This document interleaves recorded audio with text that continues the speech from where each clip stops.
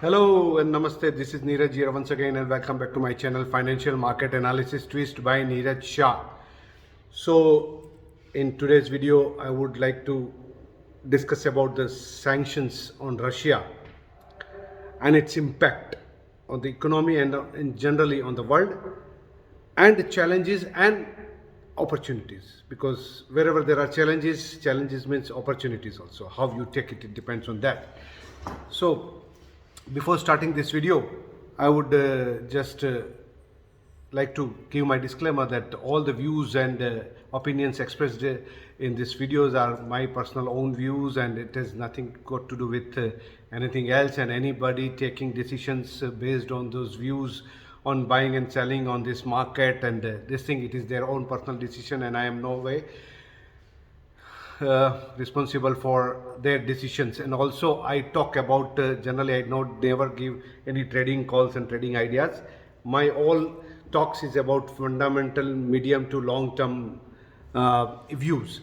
So, and also just that if you request you to watch till the end, because a lot of information and analysis I am going to, predictive analysis also I am going to give about all this scenario, what is happening in this Russia-Ukraine this conflict, and the sanctions implications, and how it is going to, and which are the sanctions, and particularly how one can, particularly for the Indian business, for the India and Russia, or the Russian and the businessmen working in India and Russia particularly, and how they can navigate this, and what are the ways. And also if you like this video, you please put a like and share it with your maximum friends, so that maximum people can benefit from this. And personally I have I am just going to talk about the economic implications, and this is, at the end of the day, it's everything is about economics, as has been even now proven also. So let's start this video. As you know that in last 1 week this conflict is started, and it became very intensified kind of war and situation, and it's very bad, and also that those European nations, EU and USA, came out with a lot of sanctions. So which are these sanctions? So first of all, I will list one by one sanctions, and then we will talk about the implications and opportunities, or what it can be done, what are the ways out. So first of all, this they put sanctions, as you know, on this main banks of Russia, which are government or semi-government or controlled by this this so-called the government related people and the circle. So these are the list is SBAR Bank, VTB Bank, 𝗦𝗛𝗦𝗧𝗢𝗖𝗞 Bank, Saucom Bank, Novicom Bank. So these are the banks which are under full sanctions, in the sense that any USD or euro, any foreign currency, generally they will not be allowed to trade into anything. So you cannot operate those accounts. If you have, you will not be able to receive from outside, and you will not be able to pay outside in this currency. Though this will continue to work inside Russia as usual, there without any problems, but this will be, this main these banks which were doing most of this foreign trades of receipt and payments were happening through these banks, will not be, as of now, will not be. They have closed this window. They have banned. They have from the. And second list is this Alpha Bank and Gazprom Bank. So these are only in the sense that they are sanctioned, in the sense that the trading can still happen, but these banks will not be able to raise any capital in the foreign market or raise any debt from the outside world. I mean, in the so that restriction is there. But as you know, that payment in as of now it is continuing, because the situation is so fast changing that every day, every hour, the EU and USA, they come out with some new statements and new sanctions. So I am talking about as of now on this Monday, what is the situation. And then they have already, yesterday also they came out, but that some of the banks will be, some of these Russian banks will be excluded from SWIFT payment system. Okay, SWIFT, which is very much the backbone or the lifeline of international payment and international trade systems, because you can transfer money and you can receive money through this SWIFT easily between banks to banks across the world. So they have not given the list as of now, because I have not seen anywhere this list of these banks which will be excluded. But what I understand is that the banks which are under the full sanctions as of now, those banks will be the first that they will be excluded from the SWIFT banking system. So as you know, that's Bar Bank, VTB Bank, Saucom Bank, Bank 𝗦𝗧𝗢𝗖𝗞 Bank. These are the banks I believe that there will be at least excluded from the SWIFT as of now, SWIFT system. So what is the so this is the first sanction. Apart from, I am only talking about the sanctions which impact the businesses, normal businesses, trade economics around the world. I am not talking about the sanctions on the individuals, like the parliamentarians in Russia, whoever has voted for this kind of the conflict. So this is a separate, because it doesn't touch the normal economics or the trade economics of Russia or any part of the world. So we will concentrate only on this sanctions which are impacting the actual trade and economics of Russia, and it will impact the world also. So mind well, it's there is no escape from this. So now regarding this bank, so for the Indians who are working here, or the businesses, companies who are working in Russia, or the Russian companies also who continue with India and other parts of the for where they can do the trading and this business, is which are the banks, because without bank, first of all you need to have a bank to do this transaction. So I'm going to give you just an individual list, and the first is that everybody knows in Russia this Raiffeisenbank. It's an Austrian bank, and because it's Austrian bank, it is not the part of the sanctioned things, and so it still is able to receive US dollar and euro payment and this kind of international, and it is still the part of this SWIFT bank. It doesn't come under sanction. So that is one. But the second best which I recommend is that another bank is Tinkoff Bank. Tinkoff Bank. It's the most modern digital bank actually, and it's actually listed company, but it is not a Russian listed company. I mean, it is listed in Moscow Stock Exchange, but it's a Cyprus registered bank. So it's not so-called Russian bank, and it is a 20-year-old bank, and they are the pioneers of this digital banking system, because this bank doesn't have any branch, doesn't have any physical building or anything like this way. It's an online, and ATMs, their special machines are there, each in every corner, and it's very easily. And the best part of this bank is that it still gives a proper, because I checked today, I have an account. I checked in the morning also when everything was closed, because that ruble has crashed, as that even central bank has been banned from this from the international market, even Russian central bank, and that is where more the panic has happened, that ruble has collapsed, because Russia has a lot of reserves of $650 billion reserves, mostly in gold, yuan, euro, and some in dollar. So that is where they also, European Union and that the international, this USA, they thought that, okay, let us, because if you are fighting a war, so this much of great reserves, so immediately you can save your currency also by intervening in the market, by selling dollars in the market, right? So that is where they cut off the central bank also, that central bank of Russia cannot sell its this USD and euro securities in anywhere in any international market.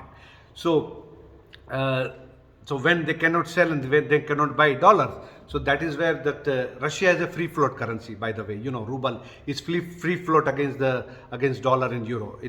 So it's not like India, where the partial convertibility is there. It's not fully free float, but here is free float. You can receive in dollar also, and you can even through ATM also you can get in dollar. So not like conversion into the ruble.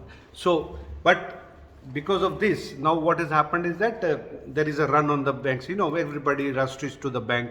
So my suggestion is that you should not panic, because still dollar is not available, but they are giving the proper exchange rate and converting into the ruble. So if you are holding a dollar in any of these banks, suppose say Tinkoff, as I told you. By the way, Tinkoff has availability. If you open account, it's, as I told you, online. It's the best bank that way as of now. I think it's more users will be going to these banks, and that's what I recommend. Is 30 currencies of the world you can get into. Means even if you go to India, you will be able to withdraw money into the Indian currency. So that way there is no commission, and that way there is no loss of conversion rate also. So if you are holding dollar, you can convert it in Indian rupee also, and you can get in dollar also in the country where it is allowed. So otherwise in the country, in Indonesian rupee also, you can get it in Indonesian rupee. So Indian rupee is one of the allowed, which is allowed currency in the Tinkoff. And the Indian banks which works with Tinkoff very well is Bank of Baroda and Canara Bank, and also Bank of India, and Yes Bank with some 1% of the commission, and State Bank of India, as you know. So for this business and for the individuals, whoever is here, the foreigners, I think Tinkoff Bank becomes the best. Even today, when I checked in the morning, even though market is closed and it's not going to open, they told that the stock market and the currency market will be closed till 3 o'clock today, Moscow time. But they were giving kind of, all other banks are showing very old rate of 83 ruble, and that too, whereas they show 97 rubles for $1, so that much depreciation overnight, because central bank is cut off from the market, international market system. So that is why. So immediately, today, as a central bank also announced a 20% the basic rate, interest rate, to fight this kind of inflation will happen, and ruble also depreciation, to fight that crash, and to stabilize the economy. They have announced this 20% as the basic rate, interest rate. So that kind of a difficulty and the huge problem situation is there. But still, in Tinkoff, they are giving that kind of rate. So if you will convert it inside this, that their ATM, it gives a very practical and very, what you call, the market rate, not like just kind of a very bad kind of a rate. So this is what one information I wanted to share. Another is that my belief or my view is that even 3 o'clock they told about that the stock market they will open, but my view idea is that it will crash and there is no point of opening. So it is my view that they would be better off keeping the stock market closed for 2-3 days till the time the situation stabilize, or as today there is a negotiation, at least they have started. Ukraine and Russia are meeting in officials are meeting in Belarus to negotiate about this truce and how to stop this war. So you have to wait till that time also, and not be panicky. Is not going to anyway help. So anyway, the 20% interest rate they have hiked, the highest in last 30 years in Russia. They have this is the highest rate to fight inflation, and also the run on ruble depreciation. So that's how the situation is, and I believe that even as the stock market, and one more measure they have done is that they have stopped the foreigners who used to operate accounts in the stock market here, DP accounts. They have stopped any foreigners from selling in the market their stock. So you have to keep hold. You can't sell it. So that is one step to defend the market crash. Because like Russian stocks, the Russian people are not allowed to buy and sell into the international market. They have cut off. So this is the step even Russia has taken to defend its stock and its capital market system. And what I understand is that all the foreigners holding this Russian stocks, they will be, for the timing, you just have to wait and watch. Nobody knows how things are going to pan out. in the long term anyway, things can, whatever, things stabilize and you get used to the system. But right now there is no point of, panic selling and getting out, and because you will not be even, as I told you, foreign shareholders holding Russian securities will not be allowed to sell, at least till the July 1. That's what I read and I heard someone on the TV. So this is one aspect, and my view is that I think they should not, even if they'll open the market and market crashes, what is the point, and you can't sell. So let's just keep the market, and even the currency market also, I think they can, for the time being, they can keep like India, not fully convertible. So one more step towards that is that they have already, the Central Bank of Russia today announced that before it used to be this kind of measure was there, that 80% of your export revenue which you receive in dollar, you have to immediately convert it into ruble. You can't keep holding it in dollar, which before, just till yesterday it was allowed, because as I told you, Russia has this free float currency concept where ruble is free float against major currencies. But to defend now, these are the very kind of a unique situations and difficult situations. I mean, it's once in a 100-year decade kind of a deal, like war is like that only. So for that you need to deploy the measures which are also once in unique measures. So this is one that before it was like that only, that 80% of the export revenue you immediately convert into to ruble, and only 20% you can keep it in dollar, which with the central bank. So that those 20% of this dollar will be used, can be used by importers, like Russian importers. So Russian companies who import from anywhere, say India, China, whatever it is. So that's 20% of this foreign currency will be used to settle payment. So that's our first, this is the measure.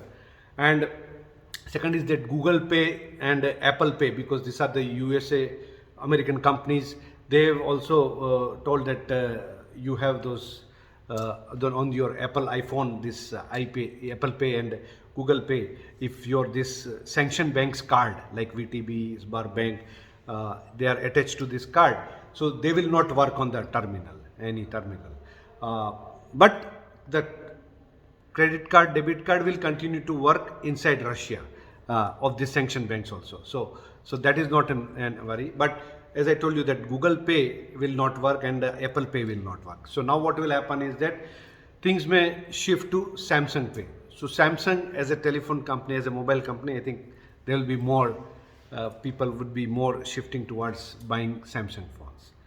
Already this BP has told that BP has a partnership with Rosneft in many of these here oil fields in Russia. So 20% I think BP holds the stake in Rosneft. I read that BP is, British Petroleum is ready to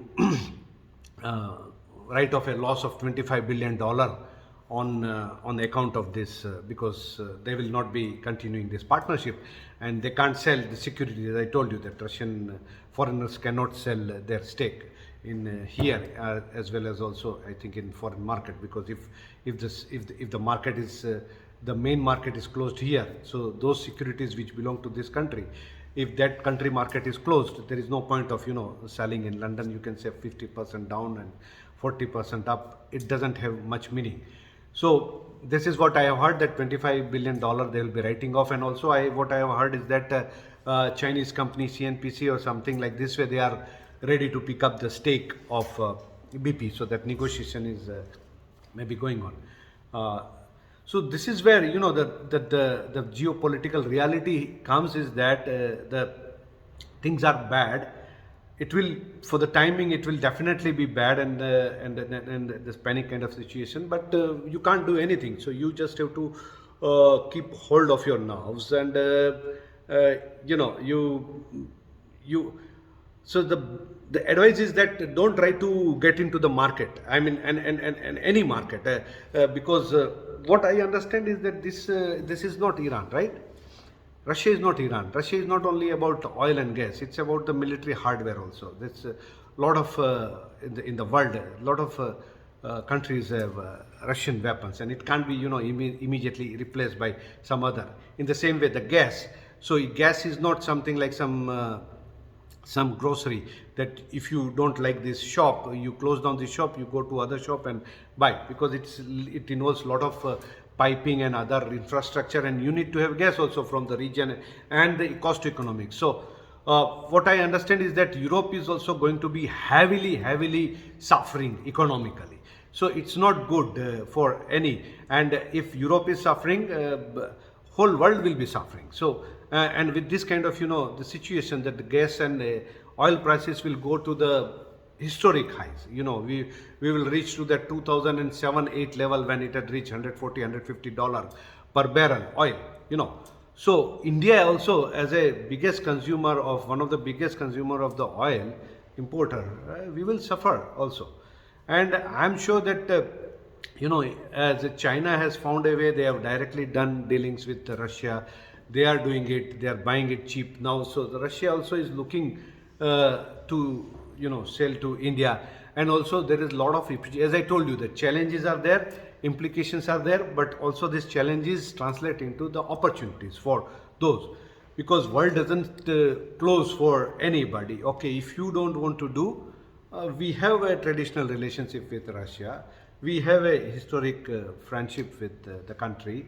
They have helped us in our bad times, and we are the fastest growing economy in the world after China now.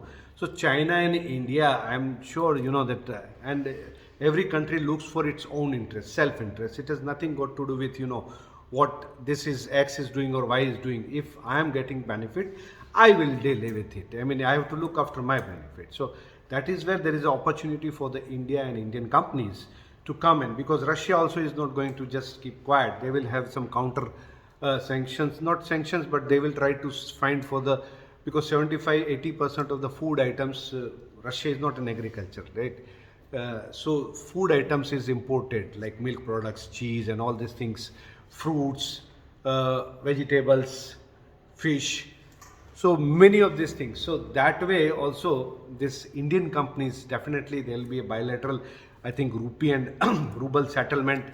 As I told you, like think of bank, you can easily do rupee and ruble transaction through that, and they are giving this. So I'm sure there are this with the government banks, but in India, this HDFC banks and such private banks, they will not be. So you better don't do any, if you want to have existing business with Russia and you are settling through that. So don't do that. I think it's better to do with the government banks system, where they will right now there may not be any mechanism, because situation is very evolving, very in flux. It's continuously changing.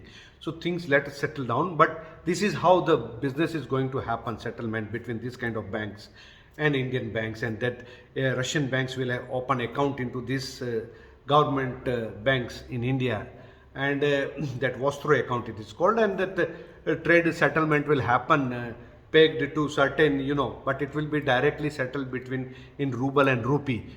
So India can look for more exports to Russia, because Russia will be definitely looking at India, even little bit higher price, but they are ready to, for the reliable supplier.